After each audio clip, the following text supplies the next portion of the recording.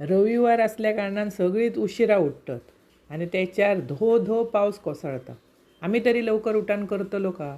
आज म्हाका उसळ आणि पुरयो करूचे होते म्हणान पीठ मळूक घेतलं, कॅमेरो लावलं.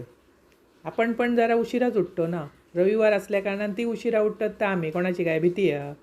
1 तास लेट आणि मग धावपळ होता नाश्त्यात आणि तुम्ही उठलाच ना की पाठोपाठ सगळी उठतात की नाश्ता दी अशी गडबड होता. म्हणान पीठ मळूक कॅमेरो लावलं, कारण आमकां रोज शूटिंग करून ते व्हिडिओ दाखवचे असतात ना तुमका. कॅमेरो लावलं आहे पण चालू करूक विसरलं आहे, त्यामुळे पीठ मळायला थंयसरच रावला.